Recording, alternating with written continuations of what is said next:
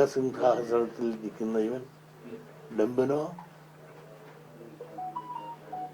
ചുരകനോ എന്നാരെങ്കിലും പറഞ്ഞാൽ അത് തെറ്റാണെന്ന് പറയാൻ സാധിക്കില്ല. കുറേ കൂടെ മാന്യമായി പൊതുപ്രവർത്തനം നടത്തേണ്ടതിന് പകരം ഇത്തരം വഷളായ ഒരു മന്ത്രിസഭയിൽ ഇരുന്നുകൊണ്ട് ഇത്തരം പ്രവർത്തനം ചെയ്ത ഒരു മന്ത്രി കാണുകയില്ല. ആരുമല്ല, മന്ത്രി എന്നല്ല, ആർക്കും ഇത് ചെയ്യാൻ പാടില്ലാത്തതല്ലേ. ഒരു ഭാര്യ പരാതി പറഞ്ഞു പിൻവലിച്ചു എന്നുള്ളതുകൊണ്ട് കാര്യമല്ല. സമൂഹത്തിൽ ഒരു മന്ത്രി എന്ന നിലയിൽ, MLA എന്ന നിലയിൽ, പൊതുപ്രവർത്തനം എന്ന നിലയിൽ ചില മാന്യതയും മര്യാദയുണ്ട്. അത് അദ്ദേഹം അശേഷം കാണിച്ചിട്ടില്ല. ഈ മന്ത്രിസഭയ്ക്ക് വരെ ഒരു പുഴുക്കുത്താണ്. വളരെ ഭംഗിയായി ഇന്നും ഭരണം നടത്തിക്കൊണ്ടിരിക്കുന്നു. ഈ ഭരണം നടത്തിക്കൊണ്ടൊരു തെരഞ്ഞെടുപ്പ് നടത്താൻ പോകുന്ന സമയത്ത് ഇതുപോലുള്ള അപവാദങ്ങൾ ഉണ്ടാക്കാതെ ശ്രദ്ധിക്കേണ്ടതല്ലേ. മാത്രമല്ല, ഇദ്ദേഹത്തിൻ്റെ കൂടെ ഒരു വകുപ്പിൽ ഒരാൾ പോലും ചൊവ്വേ നേരെ അവസാനം വരെ ഇരുന്നു. ദാർഢ്യവും മാടമ്പിത്തരവുമാണ് വാക്കിലും പ്രവൃത്തിയിലുള്ളത്. പിന്നെ ഇമേജ് ബിൽഡപ്പ് ചെയ്യാനായിട്ട് സ്വന്തം ക്യാമറയും ആളുകളെയും കൊണ്ടു നടന്നുകൊണ്ട് നമ്പർ 1 മന്ത്രി എന്ന് പത്രത്തിലടുപ്പിക്കാൻ സാധിപ്പിച്ചു എന്നുള്ളതിൻ്റെ പിന്നിലെ ചരിത്രം എല്ലാവർക്കും അറിയാം. അതുകൊണ്ട് ഞാൻ കൂടുതലൊന്നും പറയുന്നില്ല. ഇത് വളരെ കേരളത്തിലെ ഗവൺമെൻറ് ഇതിനെ പറ്റിയ ഏറ്റവും അപജയമായിപ്പോയി. ഇതിന് ജനങ്ങൾക്ക് തൃപ്തികരമായ ഒരു തീരുമാനം മുഖ്യമന്ത്രി എടുക്കണം. അത് കേൾക്കുമ്പോൾ തന്നെ ഒരു ന്യായവും നീതിയുമായ ഒരു തീരുമാനം ഗവൺമെൻറ് സ്വീകരിച്ചു എന്ന് തോന്നാവുന്ന ഒരു തീരുമാനം. ആരും വാദി പിൻവലിച്ചു എന്നുള്ളത് കൊണ്ട് കേസ് ഇല്ലാതാകുന്നില്ല. എത്ര പിൻവലിച്ചാലും ചെയ്ത തെറ്റ് അതുപോലെ നിലനിൽക്കുകയാണ്. അതൊരു മന്ത്രിയായിട്ട് നിന്നുകൊണ്ട് ചെയ്തതാണ്. മന്ത്രി അല്ലെങ്കിൽ പോലും ചെയ്യാൻ പാടില്ലാത്ത ഒന്നാണ്. ഇതെല്ലാം പോലീസ് എസ്കോർട്ടും ഈ ഭരണവും പുള്ളിയുടെ ഈ സംവിധാനങ്ങളെല്ലാം ഇന്ന് പുള്ളിയുടെ സ്വകാര്യമായ ഇതുപോലുള്ള ആവശ്യങ്ങൾക്കാണ് ഇപ്പോൾ ഉപയോഗിച്ചുകൊണ്ടിരിക്കുന്നത്. അല്ല, രാജ്യനന്മയ്ക്കല്ല. ഞാൻ ഇത്രയേ പറയുന്നുള്ളൂ. ഇനി കാര്യങ്ങളെല്ലാം നിങ്ങൾക്കറിയാം. രാജ്യം എല്ലാം കണ്ടുകൊണ്ടിരിക്കുന്നു. അതുപോലെ നിങ്ങളെല്ലാം കാണിച്ചുകൊണ്ടിരിക്കുന്നു. വളരെ സജീവമായി ഇദ്ദേഹത്തിൻ്റെ നിങ്ങളൊന്ന് ആലോചിച്ചു. പറയാൻ കൊള്ളാവ 5000 പ്രയാരം ഞാൻ പ്രേമിക്കുന്നുണ്ടെന്ന് പറയാൻ, പ്രണയിക്കുന്നുണ്ടെന്ന് പറയാൻ ആ തലയിൽ ആൾത്താമസമുള്ളവർ പറയുമോ? അല്ലാത്ത നമ്മളെല്ലാം അങ്ങനെ പ്രണയിക്കാത്ത നമ്മളെല്ലാം പൊട്ടന്മാരും ചണ്ണന്മാരുമാണെന്നാണ് പറയണത്. ഇവരാൾക്ക് പറയാൻ കൊള്ളല്ല. ഇയാളെയൊക്കെ പിടിച്ച് ഊളം പറഞ്ഞയക്കേണ്ടതല്ലേ. ഞാൻ കൂടുതലൊന്നും പറയുന്നില്ല. നന്ദി, നമസ്കാരം. ഞാനൊന്നും പറയുന്നില്ല. മുഖ്യമന്ത്രി തീരുമാനിക്കട്ടെ. മുഖ്യമന്ത്രി ന്യായമായ ഒരു തീരുമാനിക്കട്ടെ. രാജി വേണമെന്ന് ഒന്നും ഞാൻ പറഞ്ഞില്ല. ഇപ്പൊ തന്നെ പത്തനാപുരം യൂണിയൻ തന്നെ NSSന്റെ അത് പിരിച്ചുവിടാൻ പിരിച്ചുവിട്ടിട്ട് പിന്നെ കാലെ പിടിച്ച് സുധാകരനാരുടെ കാലെ പിടിച്ചിട്ട് പിരിച്ചുവിടാതിരുന്നെന്ന് ഞാൻ അറിയുന്നത്. കാരണം പത്മ കഫേ നിർമ്മാണത്തിലെ അഴിമതി ഉണ്ടായതുകൊണ്ടാണ്. ഇത് കേട്ടാ നിങ്ങൾ തിരക്ക്. പത്മ കഫേ അവിടെ നിർമ്മാണത്തിൽ ചുമതല എടുത്തിട്ട് അതിൽ അഴിമതി ഉണ്ടായിട്ട് ഇദ്ദേഹത്തെ മൊത്തം യൂണിയൻ പിരിച്ചുവിട്ടു. പിന്നെ കാലെ പിടിച്ച് അദ്ദേഹത്തിൻ്റെ നന്മ കൊണ്ട് പിന്നെയും പിടിച്ചു തന്നു. ഇതൊക്കെ അങ്ങാടിപ്പാട്ടാണ്. പത്തനാപുരത്തുനിന്ന് കുറച്ച് ആളുകൾ ചെന്നിട്ടുണ്ടായിരുന്നു രാജ്യസഭ അറിയിച്ചിട്ട്. അവിടെ ഈ ചെന്ന് കഴിഞ്ഞപ്പോഴത്തേക്ക് ഒരു മന്ത്രി ഈ സുകുമാരൻ നായരെ വിളിച്ച് ഒരു ദിവസം സമയം ചോദിച്ചുകൊണ്ടാണ് ആ യൂണിയൻ പിരിച്ചുവിട്ടെന്നാണ് കേൾക്കുന്നത്. അറിഞ്ഞിരുന്നു. ഇന്നലെ ഈ NSSന്റെ ആസ്ഥാനത്തെ പത്തനാപുരത്തും തന്നെ രാജ്യസഭ അറിയിച്ചിട്ട് ഇവരെ യൂണിയനിൽ പെട്ട 13 പേര് ചെന്നിരുന്നു.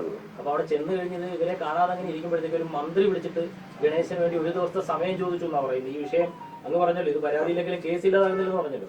അപ്പൊ ഒരു മന്ത്രി തന്നെ NSS ആസ്ഥാനത്ത് വിളിച്ചിട്ട് നടപടി എടുക്കരുതെന്ന് പറയുന്നത് എനിക്കറിയാൻ പാടില്ല. കേട്ടുകേഴ്വിയുടെ അടിസ്ഥാനത്തിൽ നിങ്ങൾ പറയുന്നത് എനിക്കറിയാൻ പാടില്ലാത്ത കാര്യങ്ങളാണത്. ഏതായാലും പിരിച്ചുവിടാൻ പോയതാണ്. ആ പിരിച്ചുവിട്ടിട്ട് ചെന്ന് ഗണേശൻ മിസ്റ്റർ സുകുമാരൻ നായരുടെ കാലെ പിടിച്ചുകൊണ്ടാണ് തൽക്കാലം വിടാഞ്ഞത്. അവിടെ അഴിമതിയാണ്. പത്മ കഫേ വലിയൊരു ആശയത്തിൽ NSS നടത്തി വളരെ വിജയകരമായി നടത്തിക്കൊണ്ടിരിക്കുന്ന ആ പദ്ധതിയിൽ തന്നെ അഴിമതി ഉണ്ടായിട്ടാണ് പിരിച്ചുവിടാൻ പോയത്. സെക്രട്ടറി, ഒരു കാര്യം കൂടി. സെക്രട്ടറിയുടെ വളരെ അടുത്ത സുഹൃത്താണ് ജി സുധാകരൻ. അദ്ദേഹം കഴിഞ്ഞ കുറച്ച് ദിവസമായി പാർട്ടിയോട് പിണങ്ങി നിൽക്കുന്നു. അമ്പലപ്പുഴയിൽ UDF സ്വതന്ത്രനായിട്ട് മത്സരിക്കാൻ വേണ്ടി തോന്നി. പുള്ളി ഒരുപാട് പരാതി പറയുന്നുണ്ട്, പുള്ളി അവഗണിക്കുന്നു എന്നൊക്കെ. എന്താണ് ഈ വിഷയത്തിൽ സെക്രട്ടറിയുടെ നിലപാട്? സുധാകരൻ സാഹു ആലപ്പുഴയിലെ കേരളത്തിൽ ഏറ്റവും അറിയപ്പെടുന്ന പ്രഗത്ഭനായ ഒരു മന്ത്രി തന്നെയായിരുന്നു. ജനപ്രിയനുമാണ്. അവഗണിക്കുന്നു എന്ന് അദ്ദേഹം പറയുന്നെങ്കിൽ അത് എന്തുമാത്രം ശരിയുണ്ടോ തെറ്റുണ്ടോന്നോ എനിക്കറിയില്ല. ഏതായാലും അദ്ദേഹത്തിന് പരാതിയും പരിഭവങ്ങളുണ്ട്. ഐസക് സാറും സുധാകരൻ സാറും ഇവരൊന്നിച്ച് നിന്ന് ഇവിടെ ഒരു ഭരണം നടത്തിയപ്പോൾ ഈ കേരളത്തിൽ വലിയ അത്ഭുതങ്ങളും വളരെ ജനപ്രീതിയും വലിയ വികസനങ്ങളും ഇവിടെ നടന്നിരുന്നു. അപ്പോൾ സുധാകരൻ സാറിനെ സംബന്ധിച്ചിടത്തോളം അദ്ദേഹത്തിന് ചില പരിഭവങ്ങൾ സ്വാഭാവികമാണ്. കാരണം ഐസക് സാറിന് ഇടം കൊടുത്തു, സുധാകരൻ സാറിന് ഒരു ഇടം കൊടുത്തില്ല എന്നൊരു സ്വാഭാവികമായ ഒരു മനപ്രയാസം ഉള്ളിൽ കാണും. മാത്രമല്ല അദ്ദേഹത്തിൻ്റെ കൂടെ നിന്ന ആള്, അദ്ദേഹം നോമിനേറ്റ് ചെയ്ത് വന്ന ആള് അദ്ദേഹത്തോട് വളരെ അപമര്യാദയായി പെരുമാറുന്നു എന്ന് ഇവിടുത്തെ MLA വളർത്തിക്കൊണ്ടത്. ഈ രണ്ടെല്ലാം ഭൗതികവും മാങ്ങാച്ചൂടും രണ്ടും കൂടെ ചേർന്നപ്പോൾ അദ്ദേഹത്തിന് വലിയ മനപ്രയാസം ഉണ്ടായി നിൽക്കുന്നു. അതെല്ലാം പാർട്ടി തലത്തിലും അവരെല്ലാം പറഞ്ഞ് തീർക്കേണ്ട വിഷയങ്ങളാണ്. എന്നാലും ആ മണ്ഡലത്തിൽ നല്ല വേറുള്ള ജനപ്രിയനായിട്ട് തന്നെ ഇന്ന് സുധാകരൻ സാറ് ആർക്കും ഒഴിവാക്കാനൊക്കുന്ന, തള്ളിക്കളയാനൊക്കുന്ന ഒരു ജനപ്രതിനിധി അല്ല അദ്ദേഹം.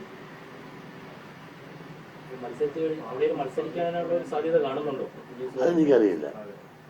മത്സരിക്കാനുള്ള സാധ്യത ഉണ്ടോ ഇല്ലെന്ന് എനിക്കറിയില്ല. UDF-ലേക്കൊക്കെ അദ്ദേഹം പോകുന്നത് ആത്മഹത്യാപരമാണ്.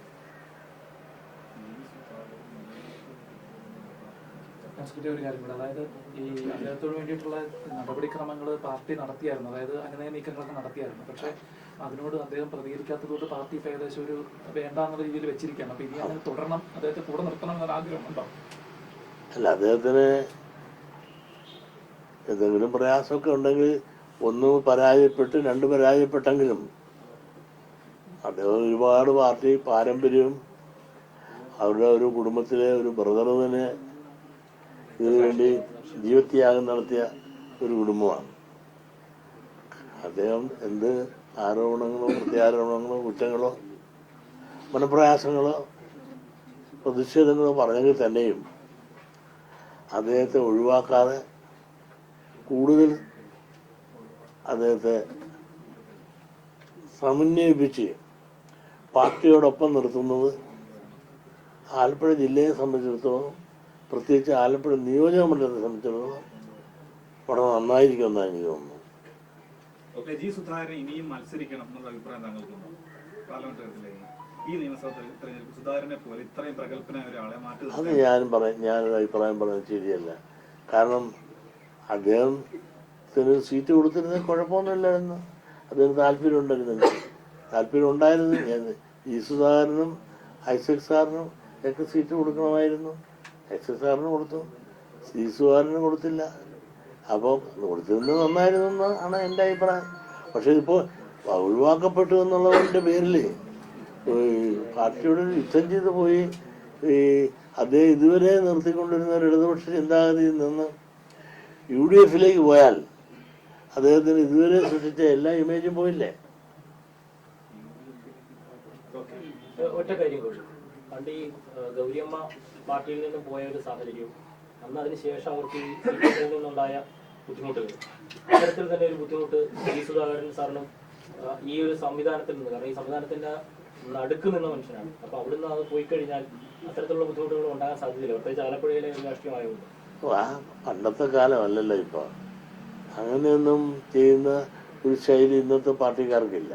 പണ്ട് ഗൗരിയമ്മ പോയപ്പോൾ ഉണ്ടായിരുന്ന പ്രതിസന്ധിയും പ്രയാസങ്ങളും സൃഷ്ടിക്കുന്ന സാഹചര്യം അന്നത്തെ പാർട്ടിയുടെ പ്രവർത്തന ശൈലിയും ഇന്നിപ്പോൾ സുധാകരൻ സാറ് പോയാലോ വന്നാലോ അതിൽ നിന്ന് പാർട്ടി അനുയായികളിൽ നിന്നുള്ള ആക്രമണങ്ങളോ പ്രതിഷേധങ്ങളോ പ്രകടനങ്ങളോ അങ്ങനെ കാര്യമായിട്ട് പോയ ഉള്ളി പുറത്ത് എന്നുള്ള നിലയിൽ അത് ഇഗ്നോർ ചെയ്ത് പോകുന്നുള്ളതല്ലാതെ അതിൻ്റെ പേരിൽ ഒരു പ്രതിഷേധ പ്രകടനമോ അദ്ദേഹത്തിൻ്റെ പേരിൽ വ്യക്തിപരമായ ആക്രമണങ്ങളോ ഒന്നും ഉണ്ടാകുമെന്ന് ഞാൻ വിചാരിക്കുന്നില്ല.